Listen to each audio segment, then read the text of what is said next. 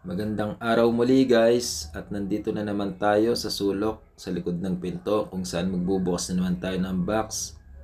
Bali 2 in 1 nga pala to guys, dalawang items sa isang box. So ayan guys, nabuksan na natin yung box. Yan, bali yan yung mouse nya, M650 signatures. Ang price nya nga pala is 1,440. So yan, may bubble wrap pa sa loob, parang safe talaga. At ito yung isa guys, bali combo siya guys, keyboard at saka may mouse na kagad. Bali 1,400 naman itong price niya. So ayan, bali unahin natin buksan tong mouse na solo guys.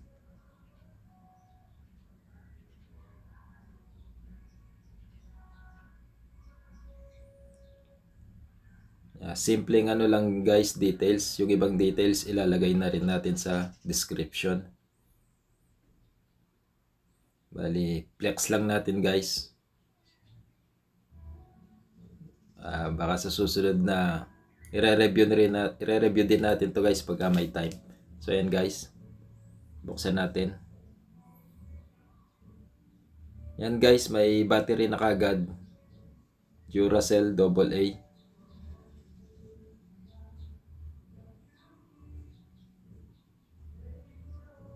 So yan guys yung power button nya, on and off.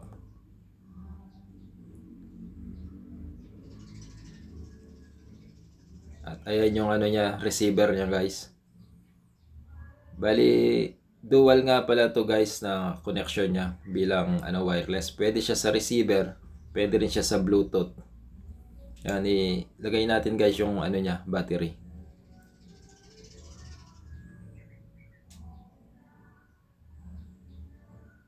Yan guys, naka-on na pala. Na-on ko na. Off muna natin. Ayan. So yan guys, pag ganyan siya, pinress mo yung button na yon, ready to na yan.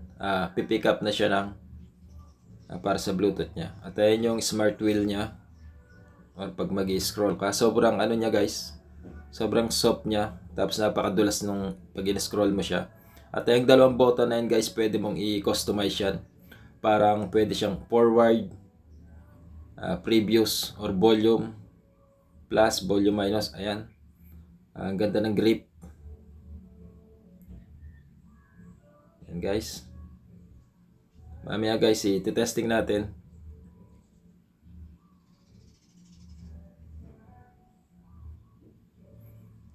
At gagamitin ko nga pala to sa sa cellphone.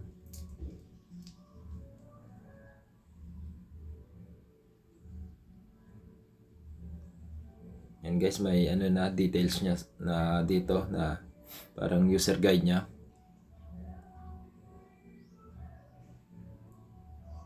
Tabi muna natin yan. At itong isa naman guys, bali ito yung silent wireless combo MK295 yung model niya.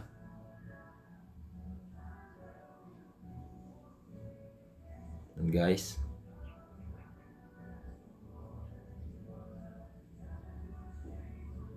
okay, buksan na natin.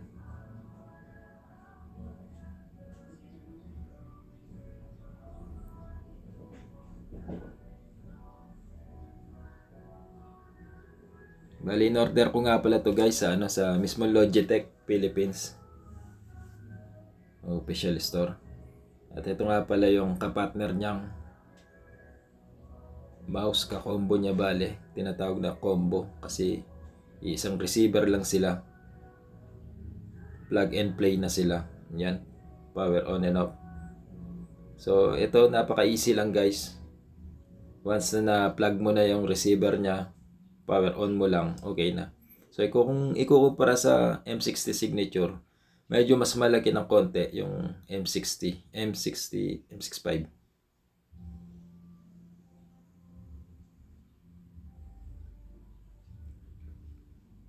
At may mabigat din siya. Ayan yung receiver nila guys.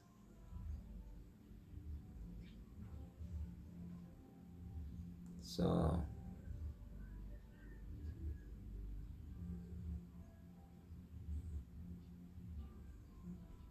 Maya ito try natin guys.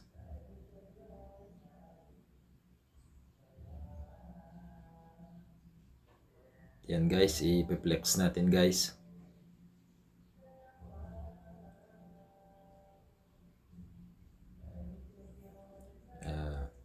Yan guys yung itsura na. Bakit ko nga pala binili ito guys? Kasi nga yung table na computer ko naka-design siya sa desktop.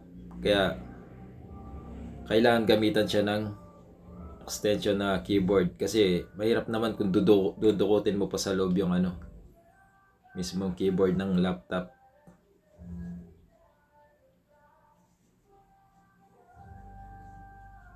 Yan guys. Napakagara niya guys. Sa halagang 1.4.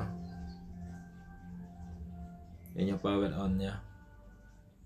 So once na naka-plug na yan guys, tapos in-on mo na, pwede na yung gamitin. At saka yung bandang taas niya, yan guys, may 8 shortcut siya na button na pause, mute, volume loud, home, message, power, monitor off, at saka calculator, yung 8 niya sa taas niya na shortcut. At ayan guys, operated siya ng ng 2 AAA battery, yung mismong keyboard niya.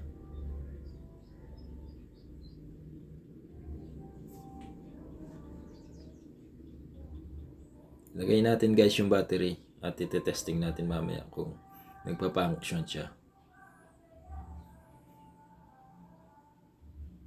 Yan.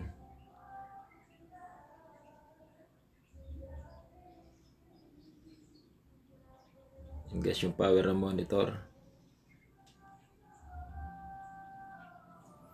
At ang kulay niya nga pala guys is dark gray. Kung titingnan parang itim siya pero napakaganda ng kulay niya. Pag sa malapitan mapapansin mo na medyo may pagka-gray siya. Kasi nga hindi naman siya totally black.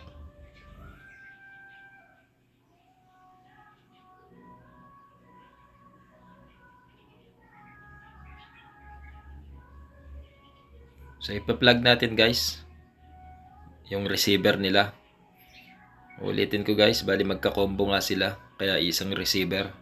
So ayan, power on.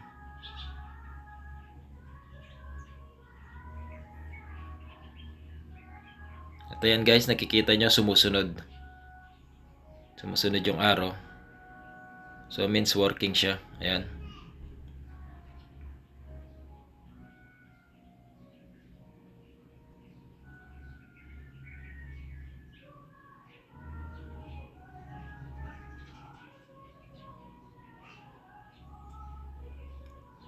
At i-try natin guys ito namang keyboard. Plug and play guys sa combo.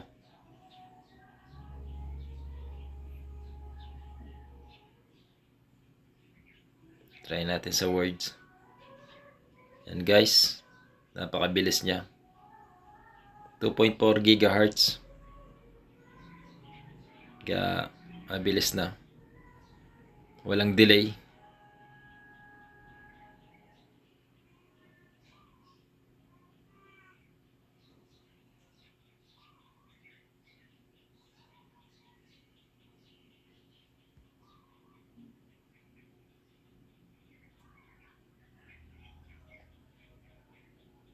So itong isa guys, i-try din natin. Itong sa M650 signature.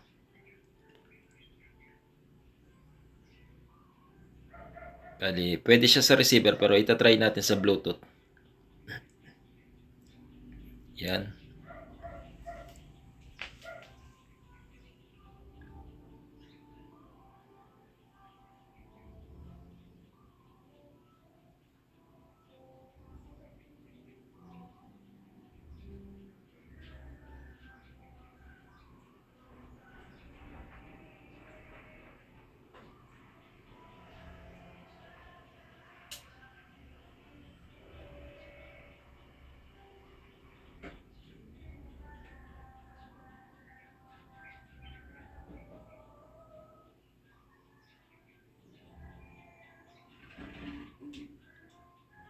So yan guys, nakakonect na siya. Ayan guys, oh.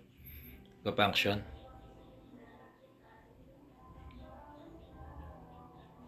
Ito Itong combo niya, okay. At itong M650 signature, okay. So abangan nyo guys sa susunod na unbox ko. Bali mabubuo na yung mini desktop ko.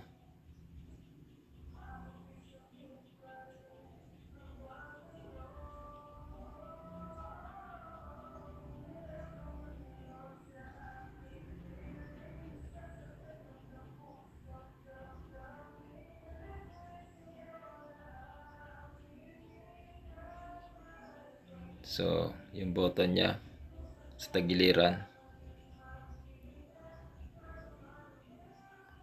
Yan guys. Pa-function siya pero hindi pa naka-setup yan. Hindi ko pa masyadong kabisado kung bali kailangan mong i-setup sa Google. Bali, scan mo yung QR code niya.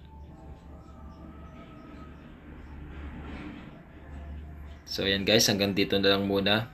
Kita-kits na lang sa susunod na unboxing natin. Bye.